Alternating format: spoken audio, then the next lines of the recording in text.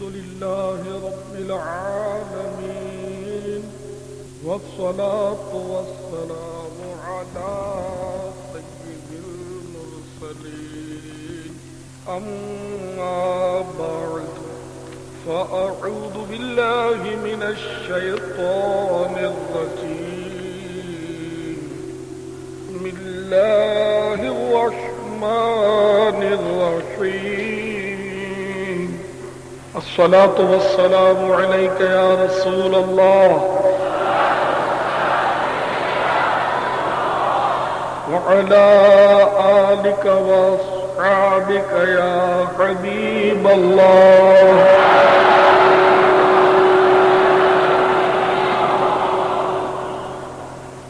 الصلاة والسلام عليك يا نبي الله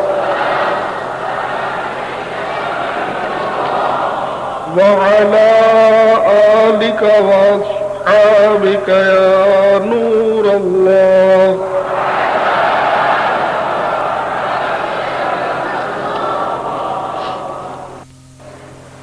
صلوا على الحبيب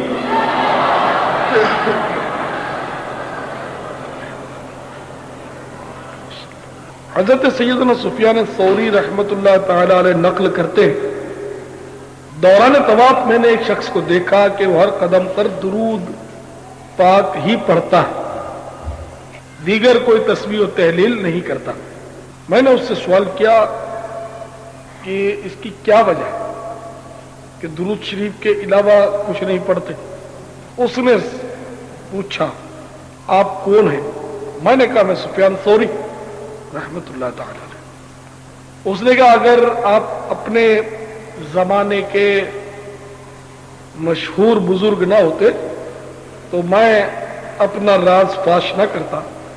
بات یوں ہے کہ ہم باپ بیٹے حج کو چلے تھے، ایک ویرانے میں میرا والد بیمار ہوا، یہاں تک کہ ان کا انتقال ہو گیا۔ دوسری آفت یہ آئی کہ ان کا منہ کالا ہو گیا۔ میں بڑا رنجیدہ ہوا، منہ پر کپڑا اڑا دیا۔ اسی غم و اندوہ کے عالم میں میری آنکھ لگ گئی تو میں نے ایک منظر دیکھا کہ ایک صاحب کہ ان سے زیادہ حسین و جمیل اور خوبصورت آدمی میں نے کبھی نہیں دیکھا، لباس ایسا ستھرا کہ کبھی میں نے نہیں دیکھا، اور ان سے اس قدر خوشبو کی لپٹیں آ رہی تھی کہ یہ بھی میں نے کبھی ایسی خوشبو نہیں سونگی۔ تیزی سے وہ صاحب قدم بڑھاتے ہوئے چلے آ رہے تھے۔ آتے ہی انہوں نے میرے والد گرامی کے منہ پر سے کپڑا ہٹایا اور اس کے چہرے پر اپنا مبارک ہاتھ پھیرا۔ ہاتھ کا پھرنا تھا کہ وہ سیاہ چہرہ سفید ہو گیا۔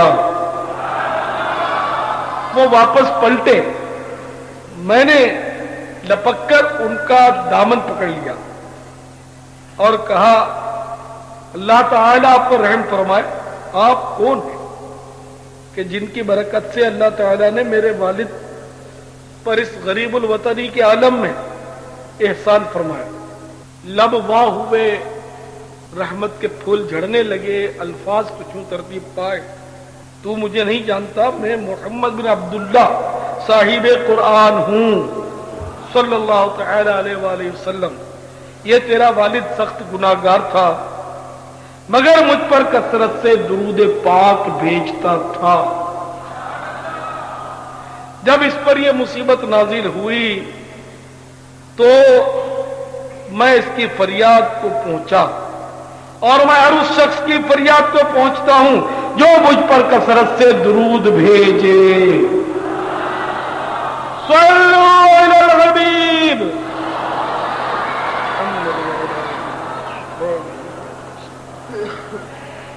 واللہ وہ سن لیں گے، فریاد کو پہنچیں گے۔ واللہ وہ سن لیں گے، فریاد کو پہنچیں گے۔ اتنا بھی تو ہو کوئی جو آہ کرے دل سے، اتنا بھی تو ہو کوئی جو آہ کرے دل سے صلو علی الحبیب.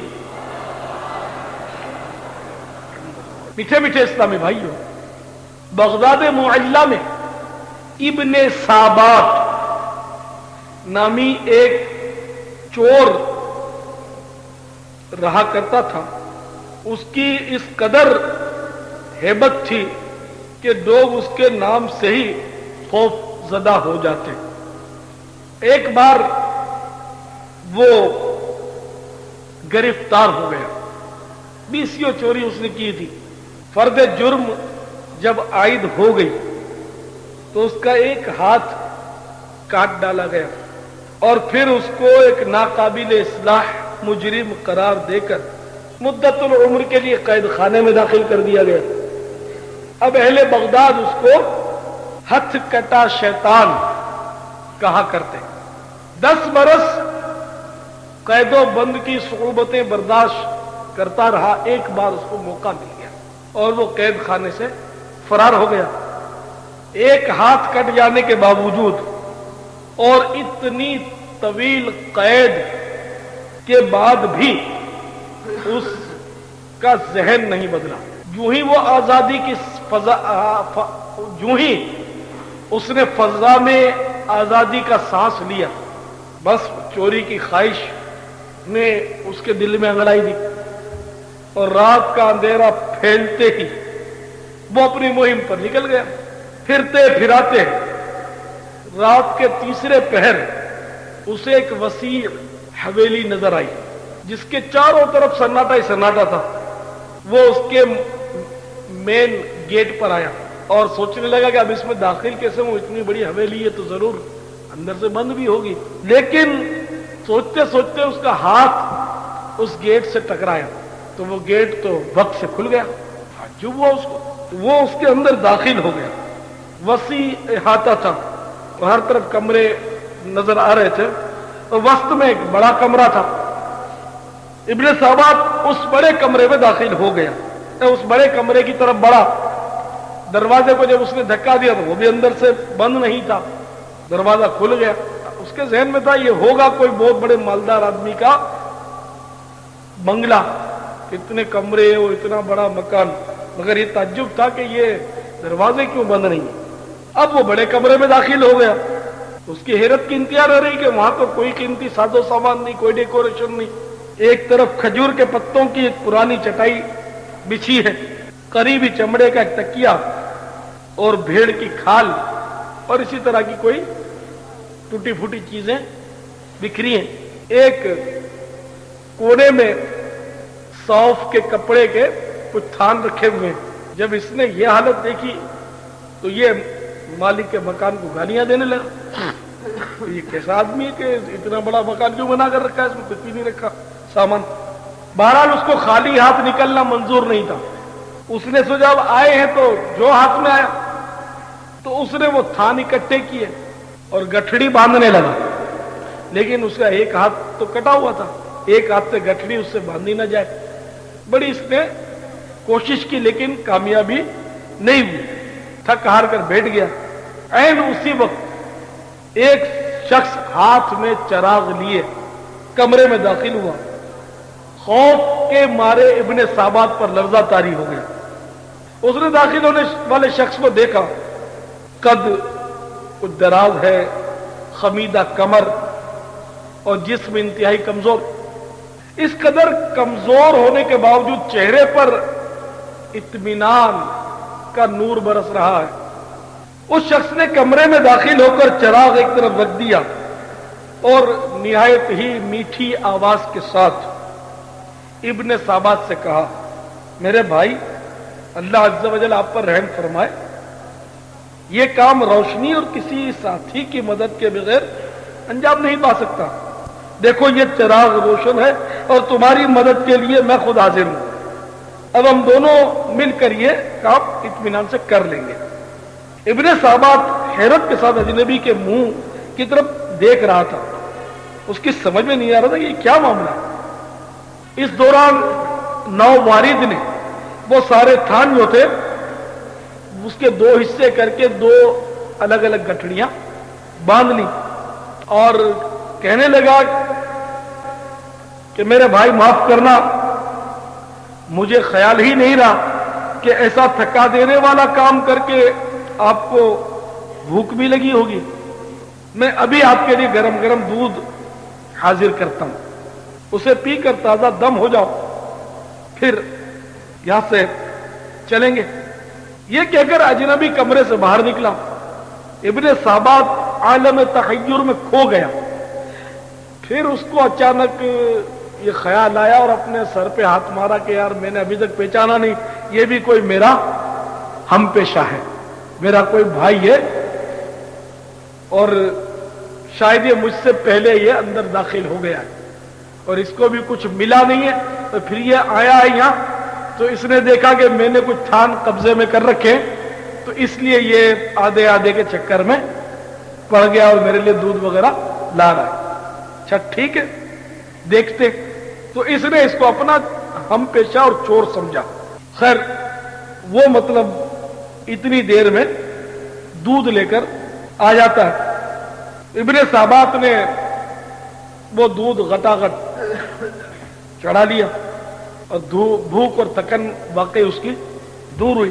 اب ابن صابات کہنے لگا اجنبی سے، دیکھو بھائی میں تم سے پہلے پہنچ گیا تھا، اس لیے ہمارے پیشے کے اصول کے مطابق تمہارا اس مال پر مطلق کوئی حق نہیں، تاہم تم نے مال سمیٹنے میں جس طرح میری مدد کی ہے تو کچھ نہ کچھ میں تمہیں دے ہی دوں گا۔ ابن صابات کی اس بات پر اجنبی کے چہرے پر مسکراہٹ پھیل گئی۔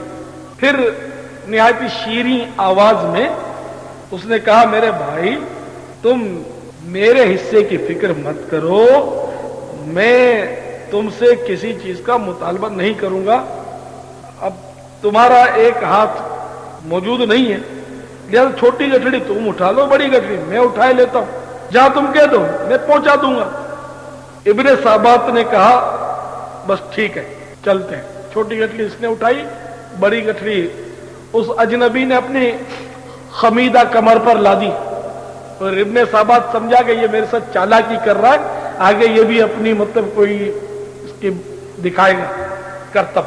تو ابن صابات نے ڈینگ مارتے ہوئے کہا کہ میاں میں بہت مطلب ہے کہ ماہر چور ہوں، اور بس تم میرے ماتحت رہو گے، تم کو مجھ سے بہتر امیر سارے ملک میں نہیں مل سکے گا۔ نحیف الجثہ اجنبی نے پورا زور لگا کر بہرحال وہ گٹھڑی اٹھائی اور چلنا شروع کیا۔ ابن صابات نے اس کو آگے کر دیا تھا کہ بھاگ نہ جائے بڑی گٹھڑی لے کر، کہ تم آگے چلو میں تمہارے پیچھے ہوں۔ اب وہ بار بار اس اجنبی کو ٹھوکے دیتا کہ تیز چلو، ذرا جلدی چلو۔ اجنبی کئی بار بیچارہ ٹھوکر کھا کر گرا، لیکن پھر سنبھل کر کھڑا ہو گیا، ہانپتا کانپتا پھر تیز تیز قدم اٹھانے لگا۔ ایک جگہ چڑھائی آئی، اجنبی کو بھاری بوجھ کی وجہ سے سخت مشکل پیش آئی اور وہ ایک جگہ بے اختیار گر پڑا۔ ابن صابات نے اس پر گالیوں کی بچھاڑ کر دی اور پھر اس کی کمر پر زور سے لات رسید کی۔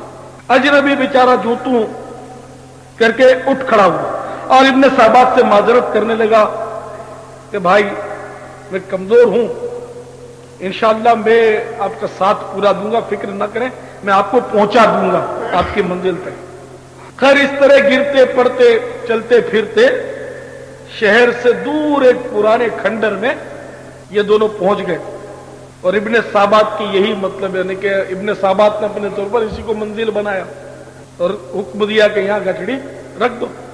چنانچہ اجنبی نے وہاں گٹھڑیاں ڈال دی۔ اس وقت چاند کی روشنی میں ابن صابات نے غور سے اجنبی کے چہرے پر نظر ڈالی جو اس کے سامنے کھڑا تھکن سے کانپ رہا تھا، تو اس نے محسوس کیا کہ اجنبی کے چہرے سے نور کی شعاعیں پھوٹ کر نکل رہی ہیں۔ وہ اجنبی مسکراتا ہوا کہہ رہا ہے کہ میرے بھائی یہ مال تمہیں مبارک ہو، اس مکان کا مالک میں ہی ہوں اور یہ مال تم کو بخوشی ہبہ کرتا ہوں، بخوشی بخشتا ہوں۔ افسوس کہ میں آپ کی کوئی خاطر خواہ خدمت نہیں کر سکا، بلکہ راستے میں اپنی کمزوری اور سستی کی وجہ سے آپ کے لیے پریشانی کا باعث بنا، مہربانی کر کے مجھے معاف کر دو۔ اچھا اب میں آپ سے رخصت ہوتا ہوں، فی امان اللہ۔ اجنبی یہ کہہ کر شہر کی طرف روانہ ہو گیا، لیکن اس کے آخری الفاظ تاثیر کا تیر بن کر ابن سابات کے جگر میں پیوست ہو گئے، اور گناہوں کے اس ڈھیر کے دل و دماغ کو اجنبی کے محیر العقول اس نے سلوک نے جھنجھوڑ کر رکھ دیا۔ وہ سوچ رہا تھا کہ کیا دنیا میں ایسے بھی انسان ہوتے؟ میں نے اسے کیا سمجھا اور اس کے ساتھ کیا سلوک کیا؟ میں اس کو گالیاں دیتا رہا، ٹھوکریں مارتا رہا، ذلیل کرتا رہا، مگر اس نے میرے ساتھ یہ سلوک کیا، ایسا اس نے سلوک کیا، اتنے عمدہ اخلاق۔ یہ سوچتے سوچتے اس کا دماغ جو تھا وہ معوف ہو گیا، اور ضمیر کی خلش نے اس کو بے چین کر دیا۔ جو ہی سپید سحر نمودار ہوا، وہ اجنبی کی تلاش میں نکل کھڑا ہوا۔ ڈھونڈتے ڈھونڈتے بالآخر وہ اسی مکان پر پہنچ گیا، اور باہر کسی گزرنے والے سے اس نے پوچھا کہ بھائی یہ حویلی کس کی ہے؟ تو اس شخص نے حیرت سے گھورا، ہتھکٹے شیطان کو، ابن سابات کو حیرت سے گھیرا کہ معلوم ہوتا ہے کہ آپ کوئی مسافر ہیں یا اجنبی شخص ہیں، ان کو نہیں جانتے، اس حویلی والے کو؟ یہ تو زمانے کے مشہور ولی حضرت سیدنا جنید بغدادی کا مکان ہے۔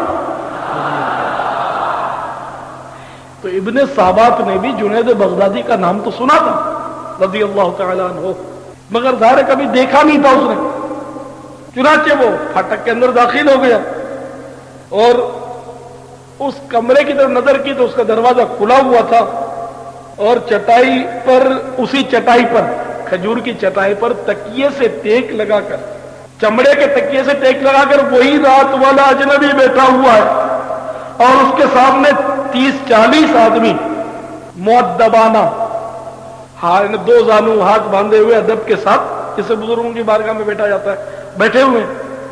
ابن سابات کھٹک کر کھڑا ہو گیا اور دیکھنے لگا۔ اتنے میں اذان کی مسجد سے آواز گونج اٹھی، لوگ اٹھ کھڑے ہوئے۔ جب سب لوگ چلے گئے مسجد تو وہ اجنبی بھی اٹھا، تو وہ سمجھ گیا تھا ابن سابات کہ یہ جو اجنبی رات کو تھا اور یہ وہی ہے، اور یہی حضرت شیخ جنید بغدادی ہیں رضی اللہ تعالیٰ عنہ۔ چنانچہ وہ ان کے قدموں میں گر گیا اور پھوٹ پھوٹ کر رونے لگا۔ ندامت کے آنسوؤں نے ابن سابات کے دل کی سیاہی دھو ڈالی، اور سیدنا شیخ جنید بغدادی رضی اللہ تعالیٰ عنہ نے نہایت ہی محبت اور شفقت سے اس کو زمین سے اٹھایا اور گلے سے لگا لیا۔ اب ابن سابات کے دل کی دنیا بدل چکی تھی، اس کے دل میں مدنی انقلاب برپا ہو چکا تھا، اور وہ حضرت سیدنا شیخ جنید بغدادی رضی اللہ تعالیٰ عنہ کا مرید ہو گیا۔ اور جنید بغدادی رضی اللہ تعالیٰ عنہ کی نگاہ کیمیا اثر نے وہ کام دکھایا کہ وہ ولایت کے اعلی منصب پر فائز ہوا، اور اب وہ ہتھکٹے شیطان کے بجائے شیخ احمد ابن سابات رحمت اللہ تعالی علیہ کے نام سے مشہور ہوا۔ شیخ ابن احمد سابات، شیخ احمد ابن سابات رضی اللہ تعالیٰ عنہ، یہ ایک بزرگ ہوئے، ولی اللہ ہوئے۔ اس سے پہلے یہ چور تھے، اور حضرت سیدنا شیخ جنید بغدادی رضی اللہ تعالیٰ عنہ کے حسن اخلاق کی وجہ سے وہ مطلب تائب ہوئے اور اتنے بڑے مرتبے پر فائز ہوئے۔ تو ذرا دیکھیے تو صحیح کہ سالہ سال کی قید و بند کی صعوبتیں، یہاں تک کہ ہاتھ کاٹنے کی سزا اس کو نہ بدل سکی، لیکن اللہ کے ایک ولی کے حسن اخلاق اور قربانی کے جذبے نے اس کو اللہ عز و جل کی بارگاہ میں جھکا دیا۔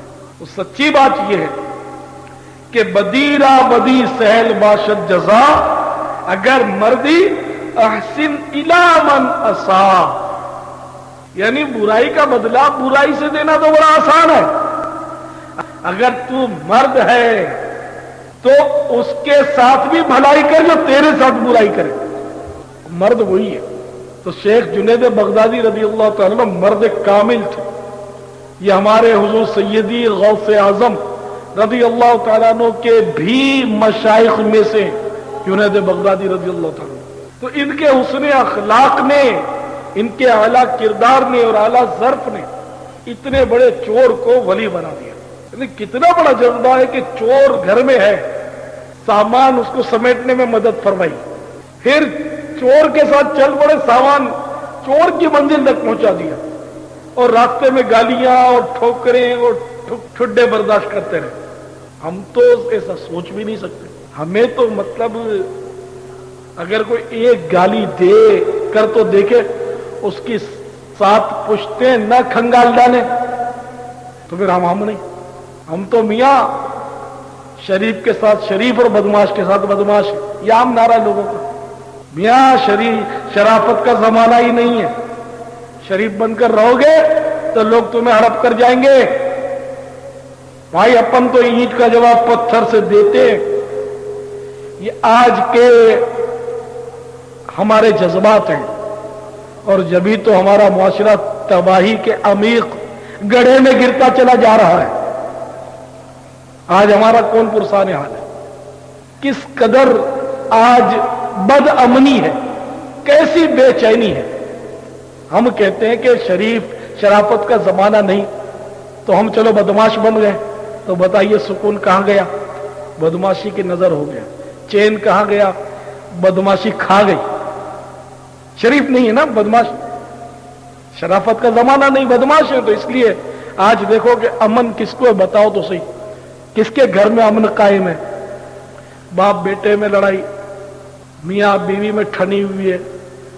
ساس اور بہو کی تو اگر کہیں بنتی ہو تو بہت بڑا کرشمہ ہے کہ ساس اور بہو میں صاحب یہاں صلح ہے. ایسے مورچے لگے ہوئے کہ مت پوچھو بات. بھائی بھائی کا گلا کاٹ رہا ہے، نہیں کاٹ رہا. آج ہے امن کہیں بھی؟ کسی شہر میں، کسی محلے میں، کسی گلی میں، ارے کسی گھر میں دکھا دو کہ امن قائم ہو. شرافت کا زمانہ نہیں ہے نا. تو آپ کے اس بڑے بول نے آپ کو کتنے بڑے تباہی کے گڑھے میں اتار دیا، مگر پھر بھی آپ کو ہوش نہیں آ رہا. آپ تو کہے جا رہے ہیں نا کہ صاحب شرافت کا زمانہ نہیں ہے میاں، تو شریف کے ساتھ شریف اور بدماش کے ساتھ بدماش ہے. تو یہ سب ایسا اس لیے ہو رہا ہے کہ ہمیں کوئی مدنی ماحول میسر نہیں آیا، ہمیں کوئی اچھی صحبت نہیں ملی. اگر ہم دعوت اسلامی کے مدنی ماحول سے کما حق کو وابستہ ہوتے تو ہمارے جذبات یہ نہ ہوتے. ہم اپنے دشمنوں کو بھی معاف کر دیتے. ہمارے ساتھ کوئی برائی کرتا ہم بھلائی کا سوچتے اس کے ساتھ. ہمارے اخلاق درست ہوتے. اگر ہم مدنی قافلوں میں سفر کرتے رہتے تو مدنی قافلوں میں دعوت اسلامی کے ہمیں مطلب بہت کچھ سیکھنے کو ملتا، ہماری اصلاح ہو جاتی.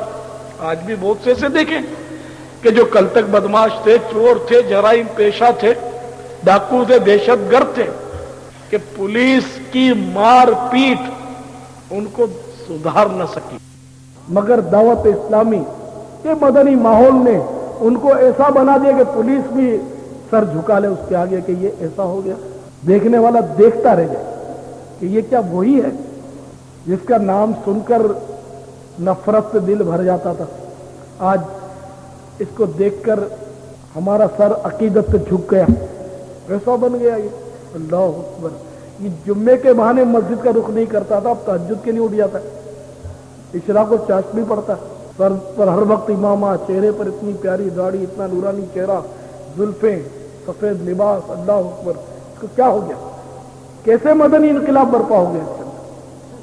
تو ایسے آپ کو بے شمار لوگ یہاں ملیں گے دعوت اسلامی کے مدنی ماحول.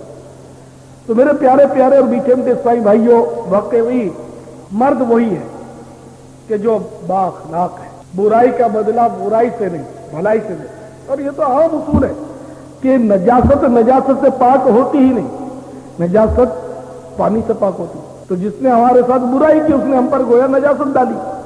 تو اب یہ کہ ہم پانی سے پاک کریں، نجاست سے پاک کیسے کریں؟ تو ہم نے بھی اگر اس کے ساتھ برائی کی تو پھر بات نہیں بنی. اور آج کل ہو یہی رہا ہے. ٹھیک ہے ہمارے ساتھ ظلم ہوتا ہے، ناانصافی بھی سب کچھ ہوتا ہے، لیکن ہم بھی تو وہی کرتے ہیں اس کے ساتھ. تو اس لیے مطلب ہم دنیا میں بھی پریشان ہیں. اب پتہ نہیں قبر و آخرت میں کیا ہونا ہے. اللہ سے رحمت کی طلب ہے. تو میرے پیارے پیارے اور میٹھے میٹھے اسلامی بھائیوں، اے کاش حسن اخلاق کی نعمت سے ہم نواز دیے جائیں کہ حسن اخلاق اللہ رب العزت جل جلالہ کی طرف سے بہت ہی بڑا انعام ہے. چنانچہ ایک موقع پر کچھ لوگوں نے تاجدار مدینہ، قرار قلب و سینہ، فیض گنجینہ، صاحب معطر پسینہ، باعث نزول سکینہ صلی اللہ تعالی علیہ وسلم کی بارگاہ میں عرض کیا، یا رسول اللہ عز و جل و صلی اللہ تعالی علیہ وسلم، سب سے بہترین چیز جو انسان کو دی گئی ہے وہ کیا ہے؟ تو اللہ کے پیارے محبوب دانۂ غیوب منزہ عن العیوب صلی اللہ تعالی علیہ وسلم نے ارشاد فرمایا، اچھے اخلاق. بہترین چیز جو انسان کو دی گئی وہ اچھے اخلاق ہیں. اور افسوس کہ آج ہمارا معاشرہ اچھے اخلاق سے محروم ہے. یہ تو ہر ایک کو ماننا پڑے گا. ہر طرف رف نیس، رف انداز. ہمیں دیکھنے میں بندہ ٹھیک ٹھاک مذہبی وضاقت کا لگتا ہے، جب بات چیت پر اترتا ہے یا کبھی اس کو غصے میں ہم دیکھتے ہیں تو پھر ہمارا سارا جو عقیدت کا معاملہ ہے وہ آگے پیچھے ہو جاتا ہے. ایسا ماحول بن گیا. ایسا نہیں کہ سبھی ایسے ہیں، لیکن ورل اس طرح اکثریت ہمارے معاشرے میں ایسا مزاج ہے کہ حسن اخلاق سے ہم لوگ محروم ہو گئے. تو ہمارے پیارے پیارے اور میٹھے، میرے پیارے پیارے اور میٹھے میٹھے اسلامی بھائیوں، اللہ والوں کو پیارے آقا صلی اللہ تعالی علیہ وسلم کے فرمانانے رحمت نشان اور عالی شان کا بڑا لحاظ تھا. اور وہ حضرات حسن اخلاق کے پائکر ہوتے، اور حسن اخلاق کی یہی برکت تھی کہ انہوں نے اپنی انا کو فنا کر دیا. حضرت سیدنا ابو الحسن محمد بن اسماعیل رحمت اللہ تعالی علیہ کے بارے میں منقول ہے کہ آپ کو آپ خیر کے نام سے مشہور تھے. میں عرض کر رہا تھا کہ حضرت ابو الحسن محمد بن اسماعیل رحمت اللہ علیہ خیر کے نام سے موسوم تھے. تو اس کا سبب یہ ہوا کہ ایک بار اپنے وطن سے سامرا تشریف لے گئے، وہاں سے حج کے ارادے پر روانہ ہوئے، کوفہ پہنچے تو وہاں شہر پناہ کے دروازے پر کسی نے ان کو پکڑ لیا اور کہنے لگا کہ ارے تم کہاں تھے؟ تم تو میرے بھاگے ہوئے غلام ہو، وہی جو میرا خیر بھاگ گیا تھا. تو یہ چپ ہو گئے اور اپنے دل میں سوچا کہ میرے ساتھ تو امتحان ہو رہا ہے، آزمائش ہے. اور کوئی تعارف نہیں کیا، اس کے ساتھ چل پڑے اور کئی سال تک اس کی خدمت کرتے رہے اور اس کو خیر کے نام سے پکارتے تھے. یعنی وہ جو شخص تھا وہ واقعی وہ بھی غلط نہیں تھا، اس کو بس یوں تھا کہ یہ میرا بھاگا ہوا غلام ہے، نیا نیا غلام ہوگا، بھاگ گیا ہوگا، تو یہی ہے خیر. تو وہ خیر کے نام سے جب پکارے تو جواب بھی دیتے، تو کنفرم بھی ہو گیا تھا کہ یہی خیر ہے. لبیک کہہ کر فوراً آپ اس کی خدمت میں لگ جاتے. آخر کار اللہ تعالیٰ نے اس کے مالک کے دل میں بات ڈالی اور اس کو یہ احساس ہوا کہ نہیں، یہ میرے والا خیر نہیں ہے، یہ وہ غلام نہیں ہے، کوئی غلط فہمی ہوئی ہے. چنانچہ اس کو اپنی غلطی کا احساس ہوا اور اس نے ندامت کا اظہار کیا اور معافی مانگی اور ان کو آزاد کر دیا کہ اب آپ تشریف لے جائیں، میری غلط فہمی تھی. چنانچہ آپ وہاں سے روانہ ہو کر مکہ معظمہ پہنچے اور ترقی کرتے کرتے اس قدر بلند مقام آپ کو حاصل ہوا، ولایت کا وہ اعلیٰ درجہ حاصل ہوا کہ حضرت سیدنا جنید بغدادی رضی اللہ تعالیٰ عنہ بطور عاجزی فرمایا کرتے، خیر خیرنا، یعنی خیر جو ہے یہ ہم سب سے خیر ہے، یعنی یہ خیر ہم سب سے بہتر ہے. خیر مانے بہتر، بہتری، بھلائی، اچھائی. تو جب کبھی کوئی آپ کو خیر کے نام سے یاد کرتا، حضرت سیدنا ابو الحسن محمد بن اسماعیل رحائی رحمۃ اللہ علیہ کو، تو آپ خیر کے نام سے بہت خوش ہوتے اور فرمایا کرتے کہ یہ کیسے ہو سکتا ہے کہ ایک مسلمان شخص میرا نام رکھے اور میں اسے تبدیل کروں. سبع سنابل میں یہ واقعہ ہے. تو بہرحال یہ کہ وہ خیر سے خوش ہوتے تھے. یعنی جو پکڑ کر لے گیا تھا غلط فہمی کی وجہ سے، اس نے اس کا نام خیر رکھ دیا تھا، یہی خیر ہے. تو اس کو یہ بدلتے بھی نہیں تھے کہ ٹھیک ہے ایک مسلمان نے میرا نام رکھا. ایسی خیر خائی اور کتنی اعلیٰ ظرف کی بات ہے اور کیسا ان بزرگوں کا اخلاق ہوتا تھا. اب یہاں تو لوگ پوچھتے ہیں کہ ولایت کیسے ملتی ہے، ہم کو تو ولی بننا ہے، تو ترقی کرنی ہے، میرے کو لیٹر آتے ہیں، بندے آتے ہیں، ہم کو منزلیں طے کرنی ہے. اب کیا منزلیں اور کیسی منزلیں، فی زمانہ ایسی صحبتیں کہاں. پھر ان کا تو رونگ نمبر ہوتا. میں کیا منزلیں طے کراؤں گا، پہلے میں منزل کی طرف قدم تو اٹھاؤں، ابھی اپنا قدم ہی نہیں اٹھا. طے کرنا تو بات کی بات ہے. تو ہم لوگ اس ظرف ہمارا نہیں.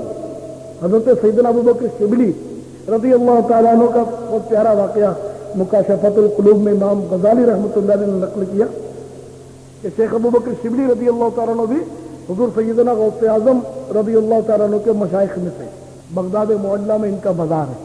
تو حضرت شیخ ابوبکر شبلی رضی اللہ تعالیٰ عنہ کی بارگاہ میں کچھ لوگ حاضر ہوئے، نیاز مندی کا اظہار کیا، بڑی عقیدت کا اظہار کیا کہ حضور ہم آپ کے چاہنے والے ہیں، آپ کے دیوانے ہیں، ہم آپ سے بڑی محبت کرتے ہیں. تو حضرت ابوبکر شبلی رضی اللہ تعالیٰ عنہ نے فرمایا کہ وہ دیکھو میرے بھائی کا کتنا نورانی چہرہ ہے، میرا بھائی مجھ سے زیادہ حسین ہے.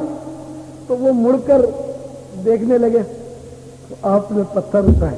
تو کبھی کبھی جذب کا عالم بھی طاری ہوتا ہے، پتھر اٹھائے آگو ادھر سے جھوٹے کہیں گے.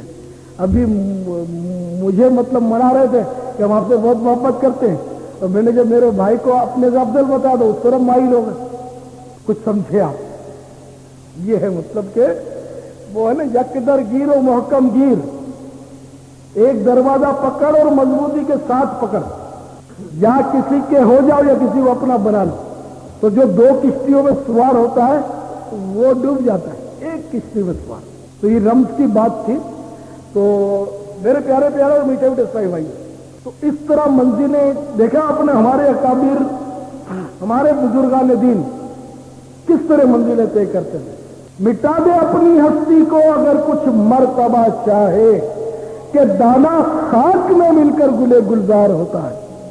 ہم ڈٹ کر کھائیں، گھوڑے بیچ کر سوئیں، فوم کے گدیلوں کے بغیر تو اپن کو نیند نہ آئے، عمدہ غذاؤں کے بغیر اپنے کو چین نہ پڑے، نماز جماعت سے اپنے سے نہ پڑھی جائے، اور منزلیں طے کرنی ہے، بیٹھے بیٹھے طے کرنی ہے. یہ کیسے تھے؟ تو بہرحال میرے پیارے پیارے اور میٹھے میٹھے بھائی، حسن اخلاق یہ بھی ایک بہت بڑی منزل ہے. اگر واقعی کوئی با اخلاق ہے، کوئی مومن واقعی با اخلاق ہے، تو بہت بڑا ولی یہی سمجھے. اگر واقعی با اخلاق ہے، جو اخلاق کی تعریفیں بیان کی گئی اس کے مطابق اگر واقعی وہ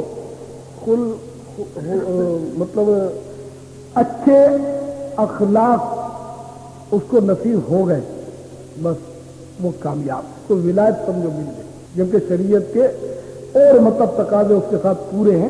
میں ایک مطلب کہ عرض کر رہا ہوں بات کہ دیکھو ان بزرگوں کے اخلاق آپ کے سامنے کتنے با اخلاق ہیں. اب یہ کہ صوف کا جبہ تو پہن لیا، ہاتھ میں عصا بھی تھام لیا، آستارہ بھی میں نے سجا لیا، اب اس کو جھاڑا اس کو لتاڑا، اور اب کیا مطلب یہ کیسے ہوگا؟ تو ولی کسی کی دل آزاری تو نہیں کرتا. یہاں تو ہم نے اولیاء کرام کو تو یہ دیکھا کہ ان کے لیے جائز ہوتا کہ وہ گرفت فرماتے.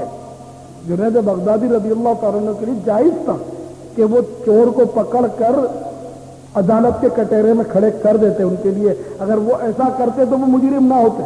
کوئی یہ نہ سمجھے کہ چور کو پکڑنا جرم ہے. اگر چور کو پکڑنا جائز ہوتا تو کیوں نہ پکڑا؟ چور کو پکڑنا جائز ہے، لیکن ان کے اعلیٰ اخلاق تو دیکھیے کہ اس چور کے ساتھ کیسی ہمدردی کی. ان اللہ والوں کی نظام ہی عجیب و غریب. ایک ولی اللہ، ان کا تو کوئی نام بھی نہیں، مشہور بھی نہیں، कीमिया सादिक में लिखा है कि एक साहब काबे का तवाफ कर रहे थे और रो भी रहे थे। पूछा गया कि हजरत क्या हो गया? फरमाया कि वो मेरे पैसे किसी ने निकाल दिए, रकम निकाल दी, लोगों ने तसल्ली दी। तो आपने फरमाया कि रकम निकलने के गम में थोड़े ही रो रहा हूं भाई, मुझे तो इस बात पर रोना आ रहा है कि जो लेकर बेचारा गया है, जब क़यामत के दिन उसकी पेशी होगी तो उसका बेकसी का नक्शा मेरी निगाह में फिर रहा है कि वो कैसा बेकस होगा, क्या जवाब बन पड़ेगा बेचारे से, इसलिए मुझे रोना आ रहा है। तो कितनी बड़ी बात है इन अल्लाह वालों की सोची। मैंने ऐसे बुजुर्गों के हालात पढ़े कि मतलब बाग बुजुर्गों का तो ये हाल था कि मतलब वो अपना माल जो था वो मुबाह कर देते थे सबके लिए, इसीलिए कि अगर कोई चोरी भी कर जाए तो क़यामत के दिन बेचारे की पेशी ना हो, उसको माफ पहले से एडवांस में उस चोर को माफ, चोरी करने वाले। ऐसे दर्द किसी को अपनी जात से तकलीफ नहीं होनी चाहिए, उनका ये मिजाज होता था। शेख सादी शिराजी रहमतुल्लाह ताला अलैह फरमाते हैं, एक शख्स बहुत ही मतलब बाअखलाक था और कभी वो किसी को बुराई से याद नहीं करता था, अपने दुश्मन को भी वो बुराई से याद नहीं करता था। जैसे हमें कोई कहे कि आपको फुला ने बुद्धू बोला, हाँ मुझे बुद्धू बोला, खुद कौन सा सिद्धू है, वो तो ऐसा भी है, तो ऐसा भी है, तो यूं भी है, तो यूं भी है। हमने जो मर्जी में है उस पर इल्जाम लगा लिए, ये भी तहकीक नहीं की कि ये बुद्धू उसने कहा भी है या ये लड़वाने के लिए आया है। इतना भी हमारे अंदर जहन नहीं है कि हम तहकीक कर लिया करें, जबकि मतलब शरई उसूल यही है कि मतलब जब तक फरीक़ैन की बात ना सुन ली जाए अपनी राय कायम ना की जाए। ये तो हसन बसरी रज़ी अल्लाह ताला अन्हु का कमाल था कि जब कोई आपके सामने इस तरह की बात करता, ये चुगली है, अगर सच्ची बात हो जब भी चुगली है कि बुद्धू का तो पहुंचाने की जरूरत क्या थी, उसको पी लेते या उसका जहन बना देते, जिसने बुद्धू का पहुंचाओगे तो लड़ाई थमेगी, और यही चुगली है इधर की उधर लगाना। तो सैयदना हसन बसरी रज़ी अल्लाह ताला अन्हु का कमाल देखिए, आपके पास अगर कोई चुगली खोर आता तो आप उसकी सुनते ही नहीं थे, आप फरमाते थे कि चुगल खोर है और इसने चुगली खाई और ये चुगली खाना कबीरा गुनाह है, और चुगल खोर फासिक है और फासिक की खबर नामोतबर है, तो इसकी खबर पर मैं यकीन ही नहीं करूंगा। तो यकीन करे तो फड्डा हो, तो यकीन ही नहीं कर, झगड़ा ही नहीं होता। तो ये अल्लाह वालों के अखलाक और इनकी आला मदनी सोचें होती थी। हमको तो कोई जरा सी देर में घुमा दे तो हम इससे बिफर जाते हैं और हाँ हूं कर डालते हैं। और बाज़ औक़ात होता भी यही है, खोदा पहाड़ निकला चूहा, कि जब इसकी तहकीक की जाती है तो बात वो होती भी नहीं है और फिर बड़ी नदामत होती है। हम सुनी सुनाई में आकर उल्टा सीधा बक देते, सामने वाले को पता चल जाता है, और फिर वो जब इनकार करता है, कसमें खाता है या साबित करता है कि मैंने ऐसा नहीं किया, तो हमें कितनी नदामत होती है कि अभी जमीन फटे और समा जाए कि यार सुनी सुनाई बात में हमने बात को इतना आगे बढ़ा दिया। हम लोग यूं करते, सोच मदनी नहीं। जब तक हम दावत इस्लामी के मदनी काफिलों में लगातार सफर नहीं करेंगे और सुन्नतों की खिदमत के लिए वक्त नहीं देंगे, उस वक्त तक हो सकता है कि हमारा ज़हन ना बने। तो मैं अर्ज़ कर रहा था कि वो बुजुर्ग जो थे वो अपनी जात के लिए किसी को बुरा नहीं बोलते थे, तो उनका इंतकाल हो गया। इंतकाल के बाद किसी ने ख्वाब में देखकर पूछा, मा फ़अलल्लाहु बिका, अल्लाह ताला ने आपके साथ क्या मामला फरमाया? तो उनके होठों पर मुस्कुराहट फैल गई और बुलबुल की तरह शीरीं आवाज में बोले कि मैं भी दुनिया में सबके साथ भलाई करता था, बुराई पसंद नहीं करता था, तो अल्हम्दुलिल्लाह मेरे साथ भी बुराई नहीं की गई, भलाई की गई। कोई बुराई मेरे साथ पेश नहीं आई, भलाई भलाई कर भला हो भला। तो हाँ, जो मतलब ये नहीं कि अपना जाती दुश्मन है उसको बुरा ना कहना मुराद है। जो दीन का दुश्मन है या रसूलुल्लाह सल्लल्लाहु अलैहि वसल्लम में ऐब तलाश करता है, माअज़ल्लाह गुस्ताख रसूल है, बेअदब सहाबा का गुस्ताख है, कोई अगर ऐसा है तो उसकी तो बेशक बुराई की जाएगी, या किसी की बुराई से दूसरे को नुकसान पहुंच रहा है तो अब जरूरतन उसकी बुराई भी करनी होगी। वो उसकी मतलब सूरतें हैं। यहाँ मुराद ये कि जो अपने को बुरा वाला कहे तो गुस्सा आता तो सब्र करे, हमें गाली दी हम सब्र कर ले। तो वो बुजुर्ग ऐसे थे کہ اپنے نفس کی خاطر کسی سے انتقام نہیں لیتے تھے، کسی کو اپنے نفس کی خاطر برا نہیں بولتے تھے، تو ان کے ساتھ کتنی بھلائی ہوئی۔ تو اللہ تعالیٰ کی رحمت جو ہے وہ بہانہ ڈھونڈتی ہے، رحمت حق بہانہ میں جو ہے، رحمت حق بہانہ میں جو ہے، اللہ کی رحمت قیمت طلب نہیں کرتی، اس کی رحمت تو بہانہ ڈھونڈتی ہے۔